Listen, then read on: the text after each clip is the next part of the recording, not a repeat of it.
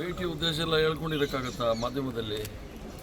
ಸೌಜನ್ಯದ ಭೇಟಿ ಇರುತ್ತೆ. ಸೌಜನ್ಯದ ಭೇಟಿ, ಅವರು ಮುಖ್ಯಮಂತ್ರಿ ಆಗಿದ್ದಾರೆ, ನಾನು ಅಧ್ಯಕ್ಷ ಆಗಿದ್ದೀನಿ, ಇಬ್ಬರು ಪರಸ್ಪರ ಸೌಜನ್ಯ ಭೇಟಿ. ಸರ್, ನಾಳೆ ರಾಹುಲ್ ಗಾಂಧಿ ಅವರು ಬರ್ತಾ ಇದ್ದಾರೆ. ಆಲ್ ಇಂಡಿಯಾ ಕಾಂಗ್ರೆಸ್ ಕಮಿಟಿ ಅಧ್ಯಕ್ಷರು ನಾಳೆ ನಾಮಿನೇಷನ್ ಫೈಲ್ ಮಾಡ್ತಾ ಇದ್ದಾರೆ. ಬಹುಶಃ ಗೊತ್ತಿಲ್ಲ ನನಗೆ, ಅದಕ್ಕೆ ಅವ್ರು ಬರ್ತಾ ಇರ್ಬೋದು. ಅದೆಲ್ಲ ಮುಖ್ಯಮಂತ್ರಿಗಳವ್ರಿಗೆ ಕೇಳಬೇಕು. ಅದೆಲ್ಲ ನಮ್ಮ ಪಾರ್ಟಿ ಡೊಮೈನಲ್ಲಿ ಇರೋದಿಲ್ಲ, ಅದೆಲ್ಲ ಮುಖ್ಯಮಂತ್ರಿಗಳು. ಸರ್, ಬೆಂಗಳೂರು ನಗರಾಭಿವೃದ್ಧಿಯನ್ನು ರಾಮಲಿಂಗಾರೆಡ್ಡಿ ಅವರಿಗೆ ಕೊಡಬೇಕು ಅಂತ ಹೇಳಿ ರಾಮಲಿಂಗಾರೆಡ್ಡಿ ಅವರು ಇನ್ನೊಂದು ಕಡೆ ಸಾಕಷ್ಟು ಸಚಿವರು ಬೆಂಗಳೂರು ನಗರಾಭಿವೃದ್ಧಿ ಮೇಲೆ ಖಾತೆ ಮೇಲೆ ಕಣ್ಣಿಟ್ಟಿದ್ದಾರೆ. ಸೊ ಅದು ಅಸಮಾಧಾನಕ್ಕೂ ಕೂಡ ಕಾರಣ ಆಗ್ತಾ ಇದೆ.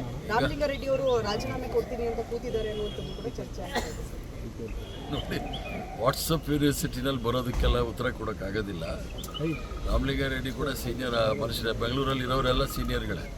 ಆದರೆ ಯಾರಿಗೇನು ಕೊಡಬೇಕು ಅಂತೇಳಿ ಫೈನಲ್ ಆಗಿ ಮುಖ್ಯಮಂತ್ರಿಗಳು ಆಲ್ ಇಂಡಿಯಾ ಕಾಂಗ್ರೆಸ್ ಕಮಿಟಿ ಅದ ಇನ್ಚಾರ್ಜ್ ಹತ್ರ ಚರ್ಚೆ ಮಾಡಿ ಪೋರ್ಟ್ಫೋಲಿಯೋಗಳು ಹಂಚ್ತಾರೆ. ಸರ್, ಇವತ್ತು ಪ್ರತಿಪಕ್ಷ ನಾಯಕ ಆರ್ ಅಶೋಕ್ ಸೇರಿದಂತೆ ಬಿಜೆಪಿ ನಾಯಕರು ಕೂಡ ಸುದ್ದಿಗೋಷ್ಠಿಯನ್ನು ಮಾಡಿದ್ದಾರೆ. ನಿನ್ನೆ ಸರ್ಕಾರ ಘೋಷಣೆ ಮಾಡಿದಂಥ ಒಂದಷ್ಟು ಯೋಜನೆಗಳಿವೆ, ಅವೆಲ್ಲವೂ ಕೂಡ ಹಳೆವೆ, ಆದರೆ ಹೊಸ ಪೋಸ್ಟ್ಗಳನ್ನು ಬಿಡುಗಡೆ ಮಾಡಿದ್ದಾರೆ, ಹೊಸ ಸಿನಿಮಾ ತೋರಿಸ್ತಾ ಇದ್ದಾರೆ ಅಂತ ಟೀಕೆಯನ್ನು ಮಾಡಿದ್ದಾರೆ. ಅವ್ರಿಗೆ ಹೇಳಿ ಇನ್ನೂ ಪಿಕ್ಚರ್ ಬಾಕಿ ಅಂತ ಹೇಳಿ, ಇದು ಟ್ರೇಲರ್ ಅಷ್ಟೇ, ಇನ್ನೂ ಬಾಕಿ ಇದೆ ಅಂತೇಳಿ.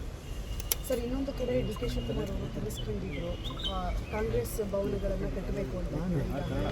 ಕಾಂಗ್ರೆಸ್ ಭವನವನ್ನು ಕೂಡ ತಿಳಿದಿದ್ದಾರೆ, ಆದರೆ ಅದು ರಾಹುಲ್ ಗಾಂಧಿ ಅವರ ಕೈಲೇ ಲೋಕಾರ್ಪಣೆ ಅದೆಲ್ಲ ಭಾಳ ಇನ್ನೂ ಅವ್ರಿಗೆ 2 ವರ್ಷ ಅಂತೂ ಟೈಮ್ ಇದ್ದೇ ಇದೆ. ಯಾವಾಗಲಾದರೂ ತೀರ್ಮಾನಗಳು ತಗೋತೀವಿ. ಕಾಂಗ್ರೆಸ್ ಆಫೀಸು ಅವ್ರು ಈಗಾಗಲೇ 100 ಭವನಗಳು ಮಾಡಬೇಕು ಅಂತ ತೀರ್ಮಾನ ಅವ್ರು ತಗೊಂಡಿದ್ರು, ಅದನ್ನು ಮುಂದುವರಿಸ್ತೀವಿ. 100 ಭವನ ಕರ್ನಾಟಕ ರಾಜ್ಯದಲ್ಲಿ ಆಗುತ್ತೆ, ಮತ್ತು ಹಳೆ ಕಾಂಗ್ರೆಸ್ ಆಫೀಸ್ ಇರೋ ಜಾಗದಲ್ಲೂ ಸಹ ಒಳ್ಳೆ ಕಟ್ಟಡ ಬರುತ್ತೆ. ಅದನ್ನೆಲ್ಲ ನಾನು ಹೇಳೋಕ್ಕಾಗೋದಿಲ್ಲ, ಅವೆಲ್ಲ ಸುರ್ಜೇವಾಲಾ ಅವರು ಹೇಳೋದು. ಮಲ್ಲಿಕಾರ್ಜುನ್ ಖರ್ಗೆ ಅವ್ರ ಜೊತೆಗೆ ಇನ್ನಿಬ್ಬರು ಯಾರು ಸರ್ ನಾಮಪತ್ರ?